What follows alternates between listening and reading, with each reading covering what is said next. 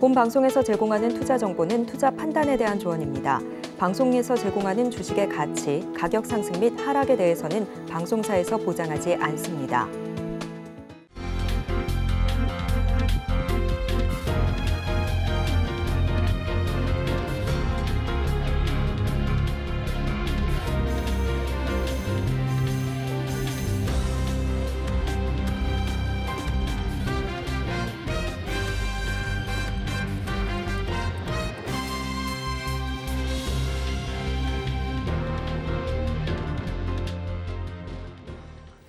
시청자 여러분 안녕하세요. 오늘을 돌아보고 내일을 준비하는 오늘장 내일장 일부 진행의 백설입니다.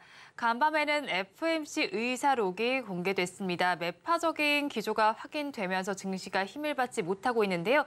우리 시장 하락세로 출발한 이후에 그래도 상승하려고 노력을 하고 있습니다. 그래도 장중에 코스피 지수의 경우에는 121선 아래에서 거래가 되고 있고요. 코스닥 지수 역시도 121선을 위협받는 모습을 보이기도 했습니다. 양대 시장의 수급 양상을 체크를 해보면요. 외국인 투자자들을 양대 시장에서 모두 발을 빼고 있는 상황입니다. 거기에 코스피 시장에서 기관 투자자들은 10일 연속 매도세를 이어가고 있습니다. 환율 역시도 1,340원대 이내에서 거래가 되고 있는 만큼 투자 의견에 어떻게 하면 좋을지 참고를 해보시면 좋겠습니다.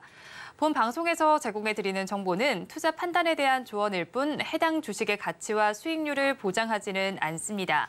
아울러 서울경제TV와 서울경제신문은 당사의 브랜드입니다.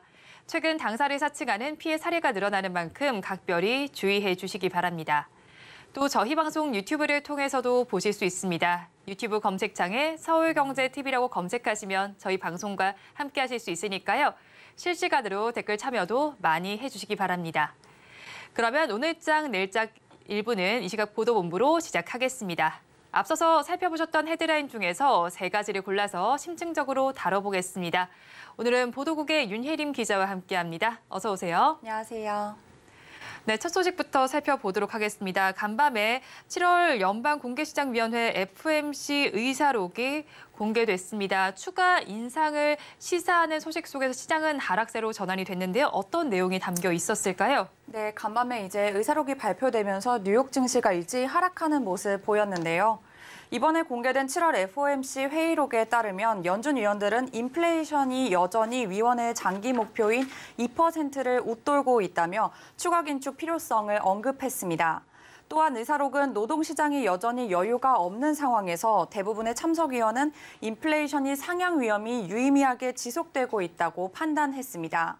이는 현 미국 경제 상황을 고려할 때 통화정책 방향을 기준 긴축에서 완화적인 기조로 쉽게 바꿀 만한 상황이 아니라는 점에서 위원 다수가 공감대를 가지고 있다는 뜻으로 풀이되고 있습니다. 다만 추가 금리 인상을 포함한 과도한 긴축 정책에 따른 부작용을 우려하는 시각도 커진 것으로 나타났는데요. 의사록은 일부 참석위원은 경제활동 하향 위험과 실업률의 상향 위험이 계속해서 지속되고 있다고 평가했으면서도 이는 지난해부터 지속한 긴축 정책이 거시경제에 미치는 효과가 예상했던 것보다는 클 수 있다는 우려가 포함된다고 덧붙였습니다. 위원회 다수가 긴축에 동의했다면 미국에서 금리 인상 시기 언제쯤 이뤄질까요? 네, 기존에는 7월이 마지막 인상일 것이다라고 예상을 했는데요. 공개된 의사록에 따르면 이에 동의하는 위원은 소수인 것으로 나타났습니다. 연준은 지난달 25, 26일 FOMC 회의에서 기준금리를 기존보다 0.25%포인트 높였는데요. 이는 2001년 이후 22년 만에 최고 수준입니다. 기준금리를 결정하는 FOMC는 올해 9월과 11월 그리고 12월 이렇게 세 차례가 남아 있는데요. 이런 상황에서 연준이 9월을 건너뛰고 11월께 금리 인상을 단행할 수 있다는 가능성이 제기되고 있습니다. 다음 소식입니다. 은행의 희망퇴직 연령이 점차 낮아지고 있습니다. 30대 젊은 은행원까지 희망퇴직 대상에 올라와 있다고요? 네, 금융권에 따르면 신한은행이 이제 희망퇴직 조건 등에 합의하고 이르면 이번 주말부터 다음 주 초까지 사나흘 정도 희망퇴직 신청을 받기로 했습니다. 신한은행이 연초 희망퇴직과 별도로 하반기에 희망퇴직을 진행하는 것은 지난 2021년 이후 2년 만인데요. 대상은 부지점장 이하 모든 직급의 근속연수 15년 이상, 1983년생 이전 출생 직원입니다. 올해 기준으로 생일이 지났다면 만 40세, 생일이 지나지 않았다면 만 39세 직원까지 스스로 퇴직할 수 있다는 뜻인데요. 연령대로 따지면 역대 가장 낮은 수준이었습니다. 하나은행은 이보다 앞서 지난달 말에 이미 하반기 희망퇴직을 신청하고 마무리했습니다. 만 15년 이상 근무한 만 40세 이상 직원으로부터 6월 16일부터 같은 달 20일까지 신청을 받았고요. 최종적으로 지난달 말에 60명이 짐을 싸서 나갔습니다. 연령에 따라서 최대 24개월치 월평균 급여를 특별퇴직금과 자녀 학자금, 의료비, 재취업 전직 지원금도 지급이 됐습니다.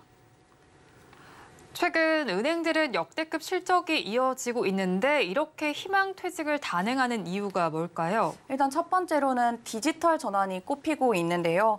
이제 디지털 전환에 따라서 점포를 줄이는 등 이제 불가피하게 은행원 수를 점진적으로 줄여나갈 필요가 있기 때문입니다. 그럼에 동시에도 조직의 활력 등을 위해서 신입사원에 또 계속 뽑아야 하는데요. 이래서 다소 후한 조건을 걸고라도 희망퇴직을 통해서 정기적으로 기존 직원을 내보낼 수밖에 없다는 게 은행권의 입장이었습니다. 또 신한은행 관계자는 만 39세 희망퇴직 연령에 대해서는 제2의 인생을 준비하는 젊은 직원들이 지속적으로 늘어나고 있고 이를 반영한 것이라고 설명하기도 했습니다. 한편 현재 은행이 역대급 호황인 만큼 특별퇴직금 등 퇴직 조건이 좋을 때 떠나자는 인식도 한몫을 한 것으로 나타나고 있습니다.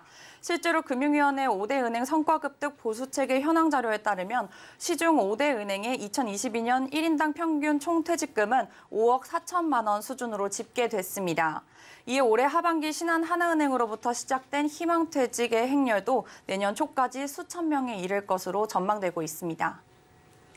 마지막 소식 살펴보겠습니다. 올해 들어서 실적 시즌마다 유통업계의 지각 변동이 눈에 띄고 있습니다. 지금 쿠팡의 유통 매출이 사상 최초로 이마트와 신세계를 뛰어넘었다고 하죠. 네, 유통 매출에서는 1위 자리에 오른 것인데요. 유통업계에 따르면 2분기 매출 규모는 이마트와 신세계를 합쳐 10조 35억 원, 쿠팡은 7조 6,749억 원, 롯데쇼핑은 3조 6,222억 원 수준으로 나타났습니다.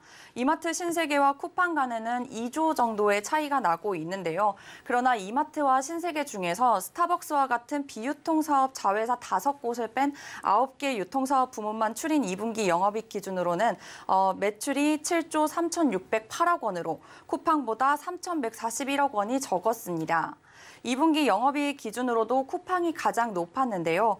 쿠팡은 1,940억 원을 기록했고요. 이어서 롯데쇼핑이 514억 원, 이마트와 신세계 9개 유통사업 부문이 492억 원으로 나타났습니다. 김범선 쿠팡 의장은 기본 지표에서 투자 확신을 지속적으로 입증할 수 있는 경우에만 더 많은 투자를 이어가겠다고 밝힌 바 있습니다. 올해 쿠팡은 대만 사업과 쿠팡플레이, 쿠팡이츠 등 성장 사업에만 4억 달러 규모의 투자를 단행하겠다고 계획을 발표했습니다. 쿠팡이 로켓 배송을 비롯한 혜택 강화로 1,100만 명의 와우 회원을 보유한 가운데 신세계가 하반기부터 유니버스 클럽 회원 혜택 확장으로 이런 잠금 효과를 키울지도 주목되고 있습니다. 네, 오늘의 경제 이슈 살펴봤습니다. 지금까지 보도국의 윤혜림 기자와 함께했습니다. 오늘 말씀 고맙습니다. 감사합니다. 계속해서 시황센터 연결해서 이 시각 시장 상황 알아보도록 하겠습니다. 최유정 캐스터가 준비하고 있습니다. 시황센터 최유정입니다. 간밤 뉴욕 증시에서는 FOMC 의사록 공개가 있었는데요. 인플레이션 우려가 여전하고 추가적인 긴축이 있을 수도 있다는 소식에 지수들 일제히 밀리는 모습이었습니다. 빅테크주들, 반도체 관련주들 일제히 밀리는 모습이었고요. 테슬라는 3% 넘게 빠지는 모습이었습니다. 또한 나스닥은 1% 넘게 하락하면서 마감을 했습니다. 오늘 우리 시장도 상승하는 종목의 수보다 하락하는 종목의 수가 훨씬 더 많은 가운데 출렁이는 모습 보여주고 있습니다. 그렇다면 보다 자세한 지수 상황 먼저 살펴보도록 하겠습니다. 코스피 지수입니다. 코스피 5거래일 연속 하락세 보여주고 있는데요. 오늘 장중 한때 2,500선이 붕괴되는 모습을 보여주기도 했습니다. 하지만 점차 낙폭을 줄여가다 현재는 0.28% 빠진 2,518선에서 움직이고 있는 모습 보여주고 있습니다. 그렇다면 수급도 살펴보도록 하겠습니다. 먼저 개인만이 순매수세 보여주고 있는데요. 역부족인 모습입니다. 기관은 11거래일 연속 매도세 보여주고 있는데요. 549억 원 팔아내고 있는 모습입니다. 또 원달러 환율이 강세를 보이는 가운데 외국인들 매도세 이어지고 있습니다. 420억 원 덜어내고 있는 모습입니다. 이어서 코스닥 지수도 살펴보도록 하겠습니다. 코스닥 오늘 하락으로 시작해 오늘 장중 한때 863선까지 떨어지는 모습 보여주기도 했는데요. 하지만 상승 전환에 성공한 모습입니다. 현재는 0.83% 상승한 885선에서 움직이고 있는 모습 보여주고 있습니다. 이어서 수급도 살펴보도록 하겠습니다. 개인 5거래일 만에 매도세로 전환을 했는데요. 1,199억 원 덜어내는 모습입니다. 현재는 1,216억 원 팔아내고 있는 모습인데요. 기관과 외국인 동반 매도세 보여주고 있습니다. 기관은 1,243억 원 사들이고 있는 모습이고요. 외국인은 153억 원 매수세 보여주고 있습니다. 이어서 오늘의 특징 섹터도 살펴보도록 하겠습니다. 오늘의 업종을 전반적으로 보면요. 상승하는 업종보다 하락하는 업종의 수가 훨씬 더 많이 보이고 있습니다. 그중에서 바이오 시밀러 업종 상승세 보여주고 있는데요. 먼저 에이프로젠 살펴보도록 하겠습니다. 에이프로젠은 지난 9일 CD47 이중항체 개발에 성공했다는 소식을 전해준 바 있는데요. 강력한 경쟁력을 확보했다는 소식에 어제 시간 외 거래에서부터 다시금 상승 탄력 보여주고 있습니다. 현재는 22.86% 상승한 3,010원에서 거래가 되고 있습니다. 이어서 한올바이오파마. 한올바이오파마가 유통 판매하고 있는 전립선암 치료제가 성조숙증 적응증을 추가로 승인받았다는 소식에 상승세 보여줬는데요. 하지만 어제는 2,700원가량 빠졌습니다. 오늘 다시금 상승 전환하면서 1.13% 상승한 22,400원에 거래가 되고 있습니다. 이어서 다음 특징 섹터도 살펴보도록 하겠습니다. 초전도체 관련주입니다.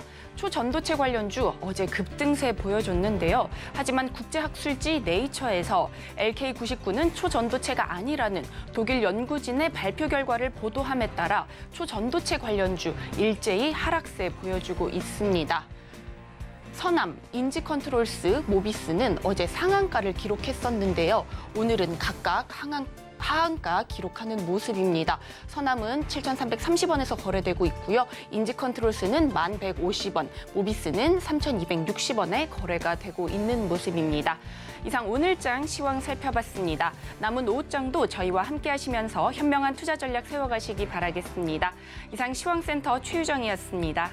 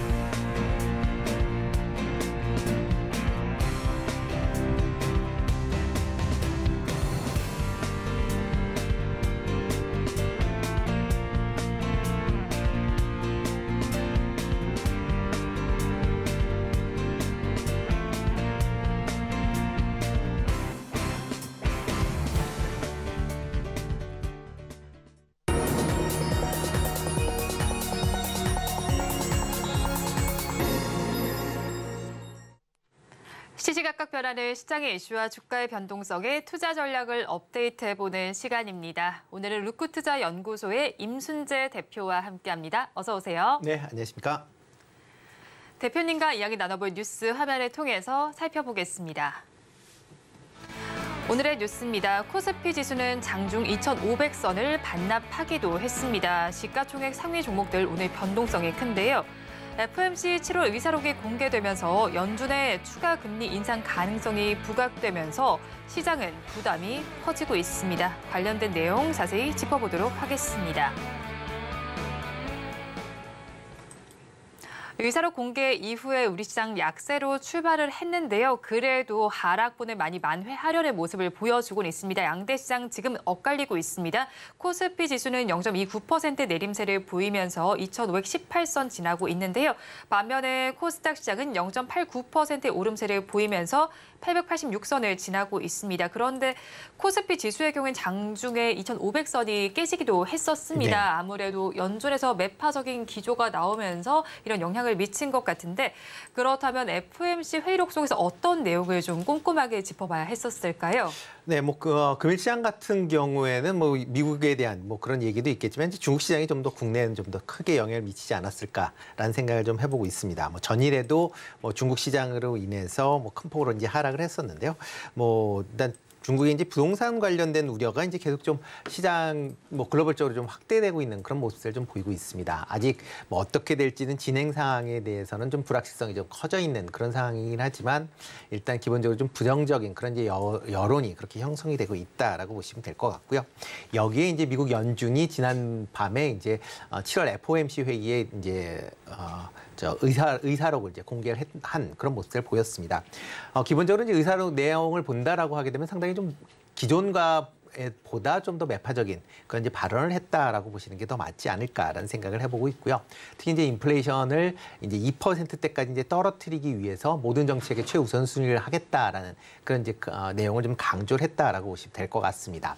특히 이제 미국 같은 경우에는 타이트한 이제 고용 구조를 수준을 이제 보이고 있고요. 실업률도 낮아져 있는 그런 상황이고 여기에 지금 구인 구직자 수도 상당히 좀 1,000만 명에서 소폭 낮은 수준이긴 하지만 여전히 높은 수준이다라고 보시면 될 것 같습니다. 여기에다 최근에 이제 인플레이션이 점차적으로 이제 하락을 하면서 과연 이제 이렇게 경기가 좋은 그런 상황이 유지가 된다라고 하게 되면 과연 연준에서 기준금리를 내릴 수 있겠느냐라는 그런 이제 내용들이 다시 이제 불거졌다라고 보시면 될 것 같고요.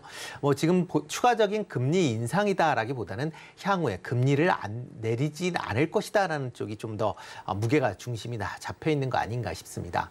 대표적으로 지금 이제 연준의 이제 기준금리를 예상하고 있는 패드워치 같은 경우는 내년 5월 이후에나 기준금리를 인하할 것이다라는 쪽으로 지금 이제 바뀌었거든요. 그러다 보니까 만약 그렇다라고 하게 되면 현재와 같은 긴축 상황이 내년 상반기까지 이어진다라고 하게 되면 그만큼 이제 고금리에 대한 이제 어떻게 보면 이제 안 좋은 악영향이 본격적으로 시장에 작용할 가능성이 있지 않겠느냐라고 해서 전일 같은 경우는 이제 성장주 중심으로 좀 많이 하락을 했었다라고 보시면 될 것 같고요.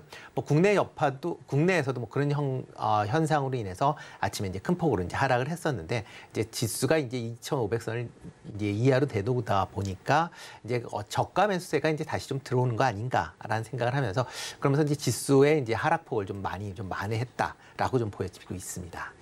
그렇죠. 미국의 영향도 있지만 중국의 영향도 받았습니다. 특히나 FOMC 의사록에서는 금리를 더 인상한다라기보다는 인하가 없다라는 쪽에 조금 더 무게가 실렸다라고 분석을 해주셨는데요. 우리 시장 오늘 살펴보면 하락하는 종목수가 월등하게 더 많은 시장입니다. 코스피 시장의 경우에는 687종목이 하락세를 보이고 있고요. 코스닥 시장에서는 962종목이 내림세를 나타내고 있습니다.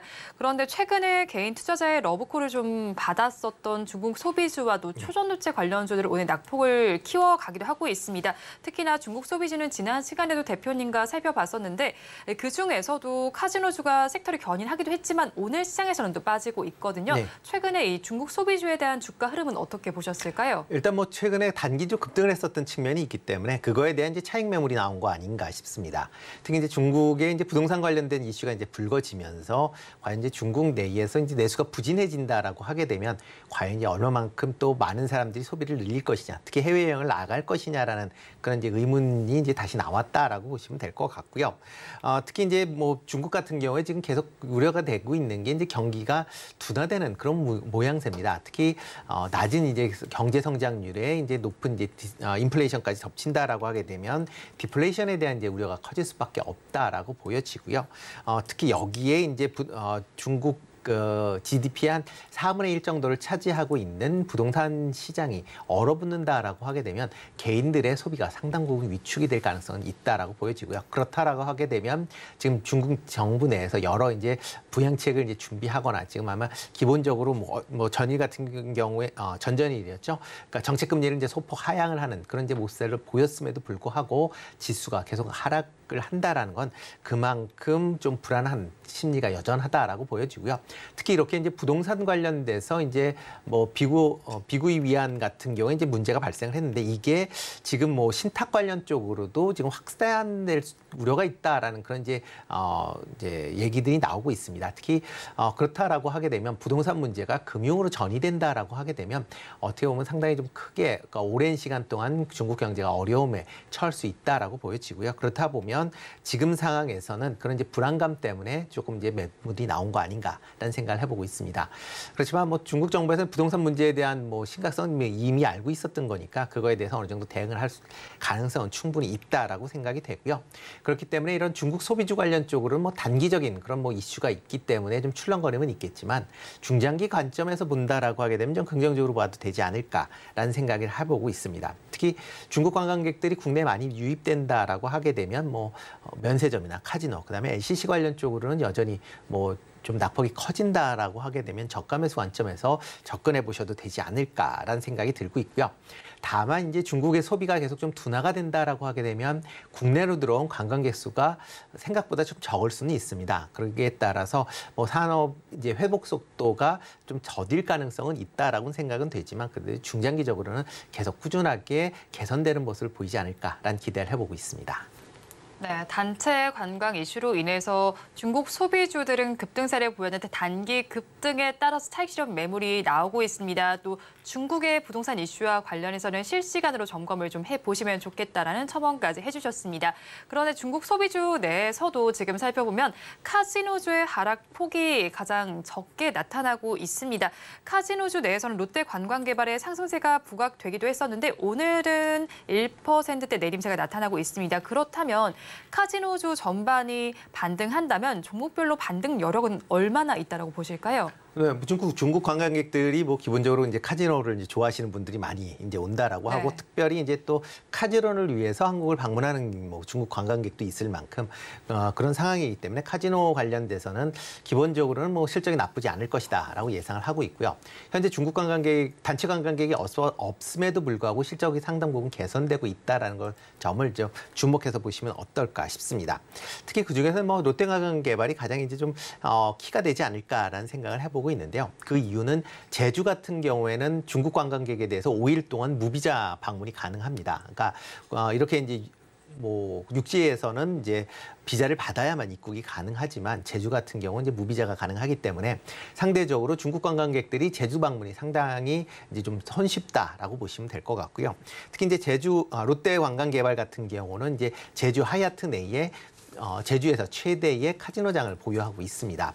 여기에 이제 또 같이 이제 호텔을 갖고 있기 때문에 중국 관광객, 특히 이제 카지노를 이제 하겠다라는 관광객들이 입국이 증가한다라고 하게 되면 그만큼 뭐 카지노 부분, 호텔 부분 전부 다 실적이 개선되지 않을까라는 기대를 해보고 있고요. 그런 관점에서 롯데관광이 다른 카지노보다는 조금 낫지 않을까라는 생각을 해보고 있습니다. 네, 카지노주 내에서도 롯데 관광개발을 조금 더 관심 있게 보시면 좋겠습니다. 그렇다면 또 개인 투자자들의 관심을 받았던 섹터는 초전도체 관련주도 있었습니다. 그런데 오늘 초전도체 섹터 전반이 8%대 내림세를 보이고 있는데요. 그래도 그나마 빨간불을 켜고 있는 종목을 찾아보자면 신성 델타테크입니다. 지금 1%대 강세를 보이긴 하는데 장중에 꽤 많이 올랐다가 지금 꽤 또 빠지고 있습니다. 그렇다면 초전도체 관련주는 하루 사이도 이렇게 변동성이 큰데 가지고 계신 분들께서는 어떤 대응 전략을 가져가면 좋을지 궁금해요. 일단 뭐 지금 갖고 계신 분이다라고 하게 되면 이제 분할로 이제 매각을 하시는 게 어떨까라는 생각을 해보고 있습니다. 뭐 지금 뭐 초전도체에 대한 뭐 여러 얘기가 나오는데 기본적으로 지금 전체적으로 흘러가는 분위기로는 부정적인 그런 이제 기사 내용이 더 많다라고 보여지고요. 특히 이제 네이처지 같은 경우는 뭐 일단 과학 관련된 그 언론으로는 상당한 이제 신뢰성을 갖고 있는 그런 그러니까 지면이다라고 보시면 될 것 같고요.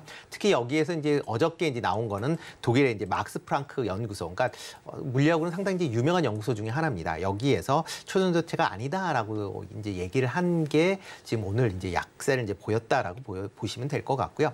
대부분의 지금 선진국 연구소에서는 좀 부정적인 그런 이제 여론이 흐름이 이어지고 있는 그런 상황이고요. 다만 이제 개인 투자자일 경우에는 혹시나 하는 기대감으로 지금 갖고 계시는 거 아닌가라는 생각을 해보고 있습니다. 특히 이제 이걸 이제 LK99를 만든 퀀텀 에너지 연구소가 이걸 재현을 하겠다라고 지금 얘기를 한 그런 상황이고, 그거에 따라서 만약 재현이 된다라고 하게 되면 지금과 전혀 다른 이제 전세 역전에 어쩌면 주가도 뭐 지금보다 뭐 확실히 뛰겠죠. 그렇게 된다라고 하게 되면 그런지 기대감 때문에 이제 갖고 계시는데, 일단 그런 기대감은 너무 좀 크게 갖고 계신 거 아닌가라는 생각이 들고 있고요. 지금 이제 초전도체 관련돼서 공방이 이제 심해지고 있는 상황에서 특허 문제에 대한 부분이 지금 아직까지는 수면 밑에 잠재돼 있습니다. 근데 내부자, 그러니까 지금 뭐 일부 언론 보도에 의하면 내부자, 이 연구한 내부자 안에서도 특허 문제로 인해서 약간의 문제가 될 소지가 있다라는 그런 이제 보도가 나오고 있습니다. 그렇다라고 하게 되면 과연 이게 초전도체다라고 해도 향후에 특허 문제가 다시 얽히게 되면 또 복잡한 또 이제 이해관계가 충돌이 될 수 있기 때문에, 만약 그렇기 때문에 뭐 일단 갖고 계신 분들은 일단 좀 매도를 하시는 게 어떨까 싶고요. 그리고 일반 투자자일 경우 갖고 계시지 않으신 분들은 굳이 이런 종목에 투자하실 필요는 없지 않을까라는 생각을 해보고 있습니다. 초전도체 이슈와 관련해서는 부정적인 이야기가 꽤 많이 들려오는데, 만약에 이게 초전도체가 맞다고 하더라도 특허 문제도 걸려 있는 상황이니까 이 점 꼭 체크를 해보시면 좋겠습니다. 그런데 오늘 시장의 지수는 많이 빠지고 있지만 그래도 그나마 강세를 보이는 또 이쪽이 또 있더라고요. 리튬과 에이프로젠을 필두로 해서 바이오 시밀러 쪽과 또 PCB 쪽이 좀 상승세를 보이고 있는 상황인데, 시장의 상황을 고려해 봤을 때 관심을 확대해 볼 만한 섹터는 어느 쪽일까요? 지금 상황에서는 뭐 그 주가가 많이 빠졌고 현재 시장 주도주가 없기 때문에 수단매다라고 보시면 될 것 같습니다. 뭐 오늘 같은 경우도 올라가는 게 뭐 지금 에이프로젠 같은 게 좀 올라가 있고 그다음에 AI 관련돼서 HBM 관련된 종목들이 좀 강세를 보이고 있습니다. 여기에 2차 전지도 지금 뭐 최근에 이제 조정을 받았기 때문에 그거에 대해서 또 개인 투자자들이 이제 저가 매수가 이제 유입됐다라고 보시면 되는데요. 뭐 일단 이런 종목들에 대해서 본다라고 하게 되면 기본적으로는 이제 고평가 논란이 어쩔 수 없이 나올 수밖에 없는 그런 상황이고요. 물론 이제 향후 성장성에 대한 기대감 때문에 올라간다라고는 하지만, 그건 이제 일단 뭐 추격 매수를 한다라기보다는 어느 정도 이렇게 급등하는 날 같은 경우는 좀 매도를 하시고요. 아마 좀 조정을 받을 때 저가 매수 관점에서 접근을 하시는 게 더 낫지 않을까라는 생각을 해보고 있습니다. 아마 시장 전체적으로 아마 당분간은 이제 순환매가 계속 이런 형태로 이루어질 가능성은 크다라고 보여지고요. 특히 여기에 이제 중국발 이슈까지 이제 겹치는 그런 상황이기 때문에 아마 변동성이 클 걸로 예상이 되고 있기 때문에 개인 투자자들 입장에서 보면 이런 변동성에 맞춰서 단기 트레이닝 관점에서 접근하셔야 되지, 지금 상황에서는 좀 오래 갖고 계시기에는 조금 부담스러운 그런 시점이 아닌가라는 생각을 해보고 있습니다. 순환매 장세가 이어지고 있고 중국발 이슈도 있는 만큼 변동성이 예상된다라고 짚어주셨습니다. 이어지는 화면을 통해서 탑픽 종목은 확인해 보시기 바랍니다. 지금까지 루크투자연구소의 임순재 대표와 함께했습니다. 오늘 말씀 고맙습니다. 네, 고맙습니다.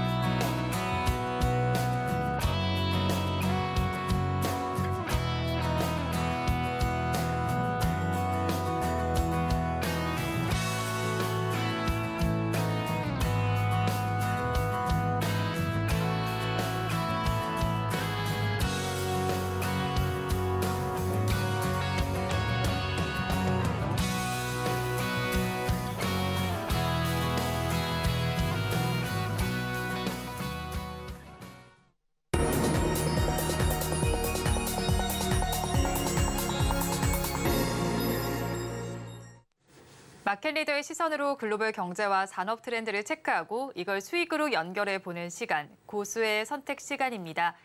오늘은 윤석천 경제평론가와 함께합니다. 어서 오세요. 네, 안녕하십니까. 평론가님과 이야기 나눠볼 주제 화면을 통해서 살펴보겠습니다. 오늘의 주제입니다. 미국 인플레이션 감축법 시행이 1주년을 맞았습니다. 어제 1주년을 기념한 자리가 있었는데 우리 기업은 어떤 성적표를 받았는지 자세한 내용을 짚어보도록 하겠습니다. 조 바이든 정부의 IRA 법이 1주년을 맞게 됐습니다. 자축을 하는 모습을 보이기도 했는데 미국 현지에서는 어떤 반응을 보이는지 궁금하고요. 또 우리 기업과 중국 기업에 대한 이야기도 있습니다. 그렇다면 우리 기업과 중국 기업, 우리 기업 내에서는 득과 실이 어떤 게 있었을지 자세히 좀 짚어주세요. 일단은 전체적으로 결론부터 먼저 말씀드리면은 잃은 것보다는 그래도 얻은 게 많지 않느냐 이렇게 평가를 일단은 중간 평가를 할 수 있을 것 같아요. 이제 뭐 주로 IRA법과 반도체법은 이제 세 가지 분야로 압축이 되죠. 배터리, 그다음에 전기차, 그다음에 이제 반도체 분야가 될 텐데 가장 큰 수혜를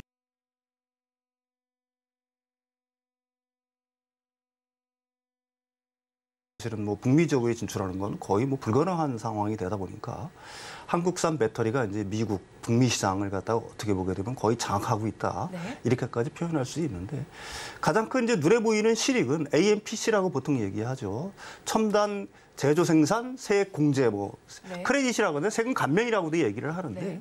이게 LG 에너지 솔루션 같은 경우에는 올 2분기에만 한 2천억 정도가 됐어요. 그다음에 SK온이 한 1,000억 정도 수익이 생겼고요.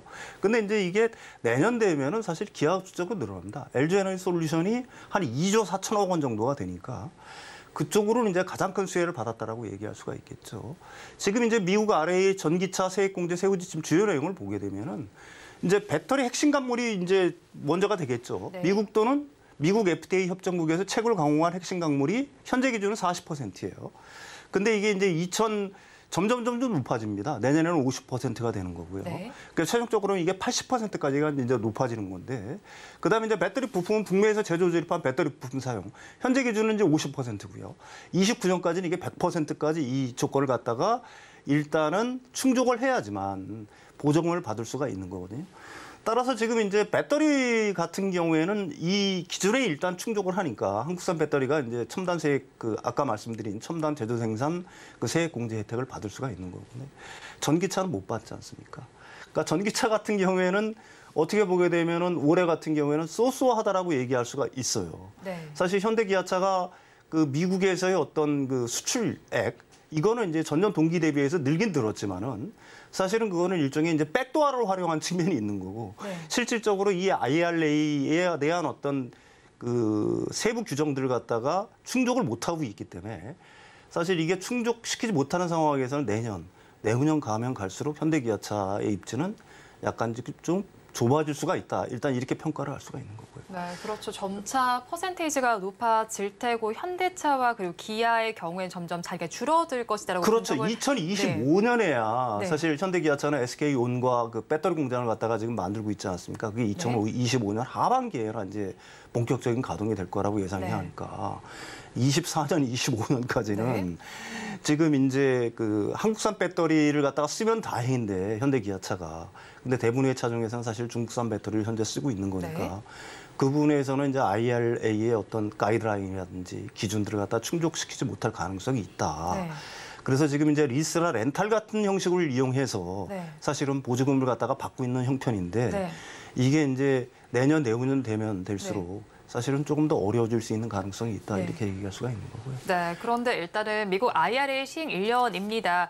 현대차와 기아 앞으로 나빠질 것이다라고 분석을 해주긴 하셨는데 일단 지금 시점을 두고 보면 그래도 선방했다라는 평가가 나오고 있어요. 전기차 판매량 같은 경우에도 지난해 같은 기간과 비교했을 때 약간 그래도 올라가는 모습을 보이기도 했는데 네. 그렇다면 이런 상황 속에서 현대차와 기아의 대응 능력은 어떻게 진단을 하실까요? 일단은 말씀드렸다시피 올 2분기에 전년 동기 대비해서 15%가 늘었어요. 네. 그런데 그게 이제 이게 전기차를 일반 소비자들에서 판매해서 이게 늘어난 게 아니라 네. 리스나 렌탈에 대해서는 네. 보조금을 갖다가 주고 있으니까.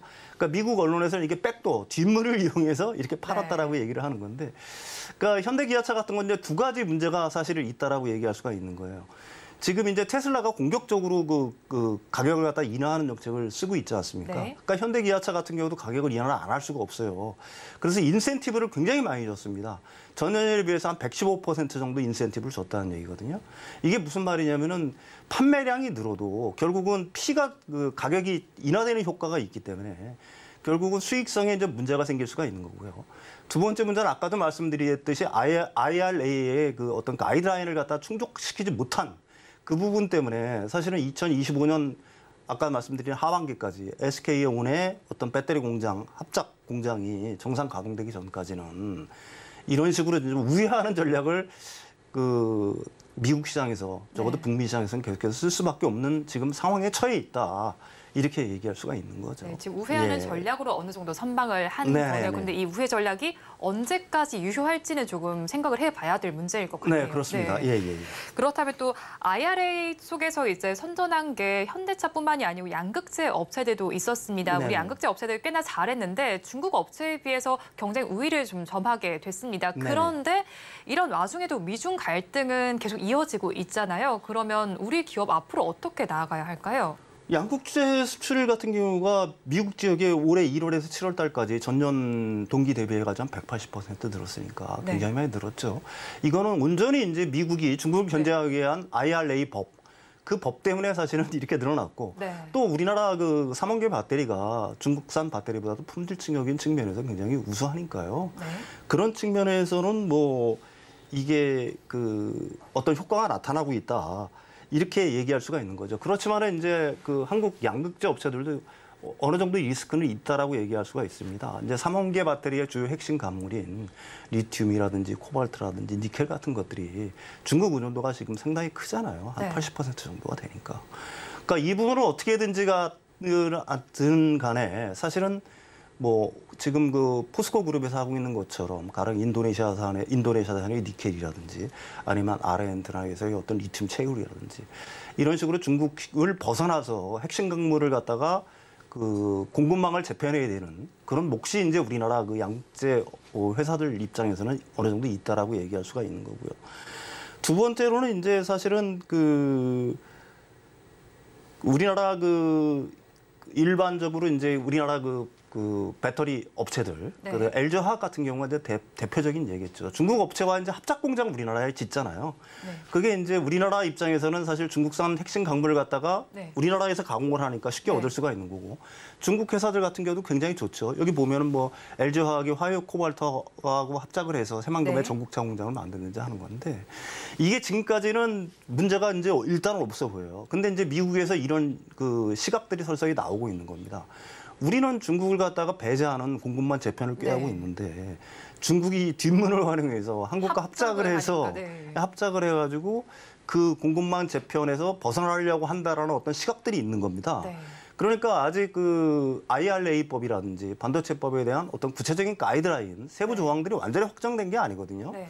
그러니까 그런 부분에 대해서 미국이 곱지 않은 시선을 보내고 있는 것도 이게 현실이면 현실이거든요. 네. 그래서 가이드라인에 가령 뭐 이런 합작사들에 대한 어떤 미국의 제재 조치들이 발표가 네. 되게 되면은 한국 업체들로서는 또 다른 어떻게 보면 리스크를 안는 거니까 사실 이런 부분에 대해서 지금 그 한국 업체들이 추진하고 있는 것들이 네. 미국의 어떤 입장에 따라서는 미국의 정책에 따라서는 굉장한 어떤 리스크로도 앞으로 다가올 수도 있다. 이런 점을 또 염두에 둬야 될 것 같아요, 일단은. 네, 그렇죠. 한중 법인, 합작 법인이 지금 설립되어 있는 사실 저도 이제 평론가님 설명을 듣다 보니까 네네. 이게 긍정적이지만은 않을 것 같아요. 사실 미국의 제재를 언제든 받을 수 있는 상황인데 그러면 바로 또 그렇게 세부적으로 명시를 하게 된다면 이런 업체들의 경우에는 다 뭐 쓸모가 없어진다라고 봐야 하는 걸까요? 결국은 이제 화요 코발트의 지분, 가령 LG화학 네. 같은 경우 화요 코발트의 지분을 갖다 100% 우리가 인수하는 방식으로 이루어져야 하는 거죠. 네. 근데 이제 문제는 뭐냐면은 우리가 이제 그 중국 업체들과 이런 식으로 합작 회사를 갖다가 만드는 이유는 결국은 핵심 광물을 갖다가 네. 사실은 조달하기 위한 하나의 방편 아니겠습니까? 네. 근데 이제 미국이 원하는 거는 사실은 핵심 광물들, 아까 말씀드린 리튬이라든지 코발트라든지 니켈 같은 것들을 갖다가 네. 중국에서 공급망에서 원칙적으로 배제한다는 얘기거든요. 그러니까 그 부분에 대해서 그 미국의 의도가 과연 어디 있는지 네. 한국 업체들이 좀 잘 인식을 좀 해야 될 것 같고 가이드라인에 대한 어떤 추세 네. 이런 것들에 대한 어떤 대응 방안 이런 것들도 미리 마련을 해야 될 거라고 봅니다. 네, 대응 네네. 방안을 좀 마련을 빨리 해야 할 것 같습니다. 네네. 그렇다면 또 2차 전지주 과열 논란은 꼬리표처럼 따라다니고 있습니다. 그래도 네네. 성장성은 명확하잖아요. 네. 그렇기 때문에 포스코를 비롯한 또 대표 기업들이 현재보다는 미래에 주력을 하면서 기업의 몸집을 키워가고는 있는 상황입니다. 네네네. 그런데 공급 과잉 가능성도 제기가 되잖아요. 계속해서 몸집을 키워가면서 많이 만들면 네. 공급이 많아지고 수요가 그에 따라오지 못할 수도 네네네. 있는데 그렇다면 현 시점에서 2차 전지주에 대해서 어떻게 전략을 가져가면 좋을지 궁금하네요. 일단 3원계 배터리, 우리가 주려고 하는 3원계 배터리에는 사실은 배터리 매년 35% CAGR로 매년 연평균 성장률이 한 35% 정도 된다고 하니까 사실 지금의 투자만 가지고도 미래 수요를 갖다가 대처하기는 좀 부족하다는 게 일반적인 평이에요. 근데 문제는 뭐냐면 중국의 과잉 투자에 있는 거죠. 사실 중국은 너나 나나 네. 이제 중국 정부에서 엄청난 보조금을 주고 있기 때문에 사실은 엄청난 어떤 과잉 투자가 이루어지고 있다라고 볼 수가 있어요. 25년 정도 되면 한 4,800기가와트 아워가 된다라고 해요. 이게 이제 중국 내에 네. 사실은 수요의 한 4배를 갖다가 넘는다고 하는 거니까 이런 어떤 과잉 투자가 현재 이루어지고 있다. 근데 이제 문제는 우리 입장에서 이게 문제는 뭐냐면 이게 그렇다면 중국산 이렇게 만들어진 배터리가 싼 가격에 저가에 가령 뭐 북미 지역이라든지 유럽죠. 우리가 주요 타깃으로 하는 시장으로 가령 뭐 이 일종의 이제 덤핑 형식으로 수출될 가능성이 있느냐 하는 건데 사실 북미 지역으로는 거의 힘들다라고 봐야 되겠죠. 유럽도 질 나쁜 LFP 배터리를 갖다 쓸 가능성은 물론 이제 저가 브랜드의 자동차들 같은 경우는 얼마든지 쓸 수가 있겠지만은 일단은 제가 생각하기에는 그건 좀 힘들다라고 보는 거고요. 이제 과잉 생산의 문제가 이제 거기에 있다라고 얘기할 수가 있는 거죠. 그래서 이제 제가 생각하기에는 그런 염려는 일단은 안 해도 좋을 거라고 보는 거고 이런 식으로 이제 과잉 투자라고 하는 거는 경제 원칙에 이제 가장 크게 위배가 되는 거죠. 그러니까 자원의 효율적 배분이라는 측면 그걸 갖다 중국은 몇 번 실패를 했습니다. 전기차에서도 실패했죠. 네. 그다음에 반도체에서도 일단 실패를 했습니다. 네. 그다음에 부동산 개발 측면에서 실패했기 때문에 지금 이런 문제가 나오는 거거든요. 근데 똑같은 어떤 실패 사례를 갖다가 제가 생각하기에는 답습하고 있다라고 보는 거고 이거는 뭐 제가 생각하기에는 중국 경제 자체를 나중에 네. 거대한 위험으로까지 모아갈 수 있는 이런 어떤 과잉 투자라고 생각하는 건데 이게 이제 우리 배터리 산업계에 어떤 위협이 되느냐 하는 거는 네. 제가 생각하기에는 의문의 여지는 좀 있다라고 봅니다. 두 번째 이제 과잉 생산의 어떤 과잉 공급의 어떤 이슈 자체가 또 하나는 이제 리튬으로 쏠려 있잖아요. 네. 리튬 가격이 요즘 좀 이제 좀 내려가는 추세에 있는 거니까 수산화 리튬 가격이. 그런데 이제 그 이유를 갖다가 곰곰이 생각을 해보면 궁극적으로 이제 중국의 경기 둔화, 그다음에 재고 과다 보유에 있다라고 얘기할 수가 있는 거거든요. 그러니까 한국무역협회의 공급망 센터장이 그분이 얘기한 걸 갖다 들으면 가장 정확할 것 같아요. 리튬 같은 경우는 2025년부터 서서히 오르기 시작해서 2030년도 되면 공급 부족 사태에 직면하게 될 거다. 그러니까 리튬 같은 경우를 갖다가 이게 희귀금속이 아니라면은 네. 뭐 가격이 계속 내려갈 수가 있겠죠. 그럼 리튬 같은 경우에는 희귀금속입니다.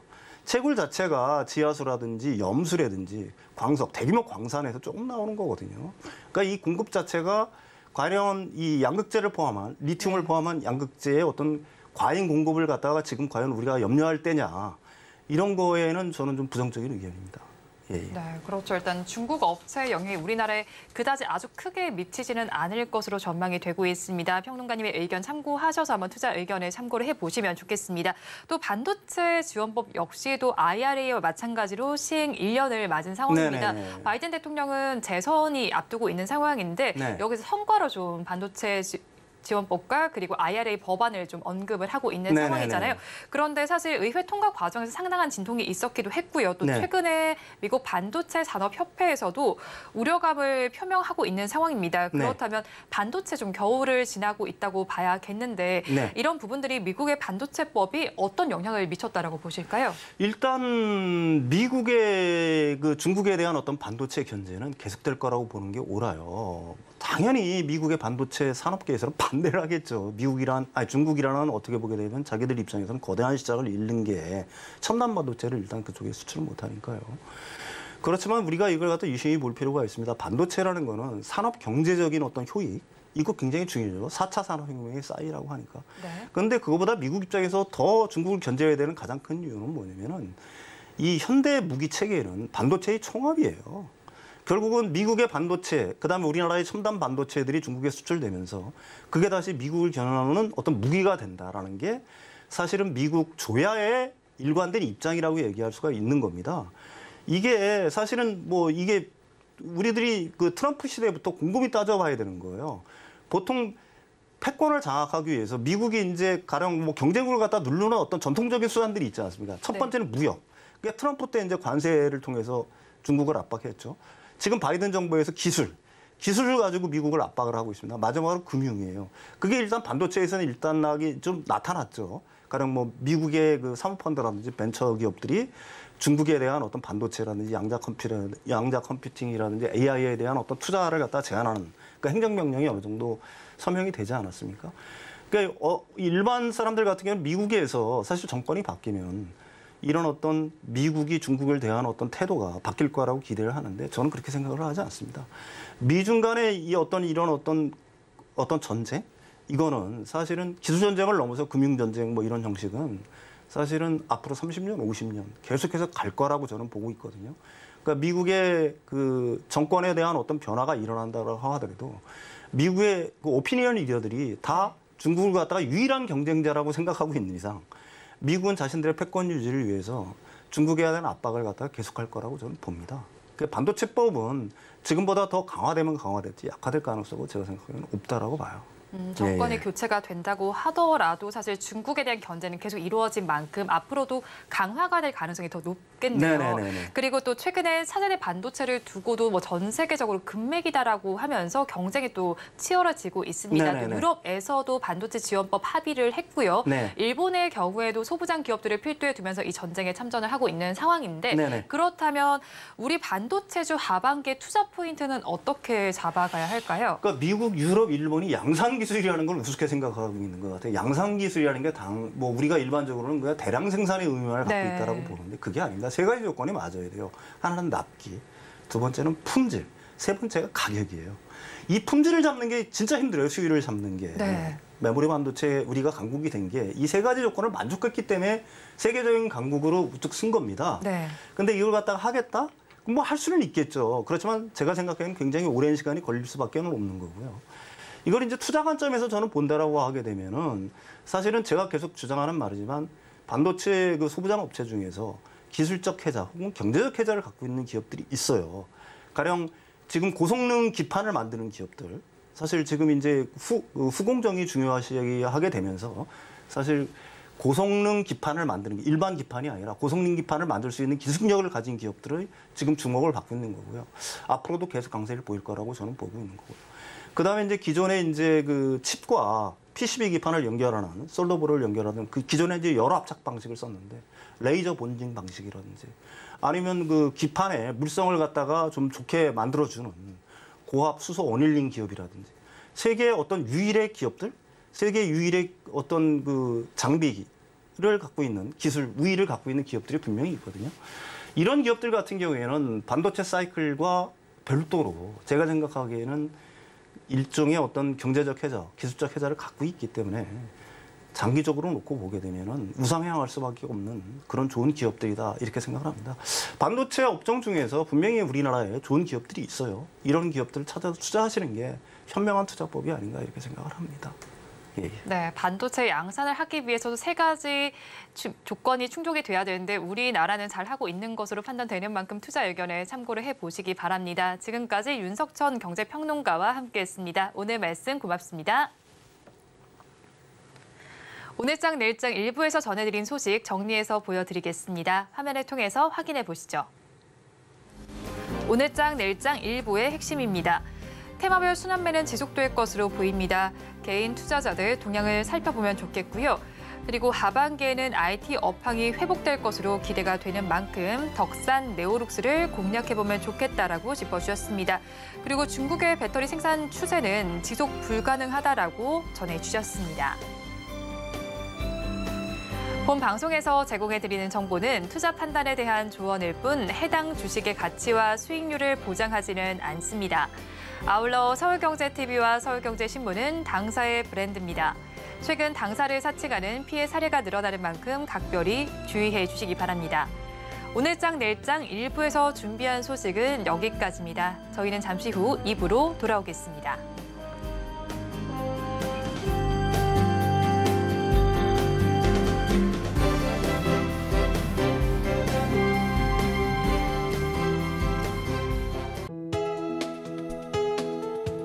본 방송에서 제공하는 투자 정보는 투자 판단에 대한 조언입니다.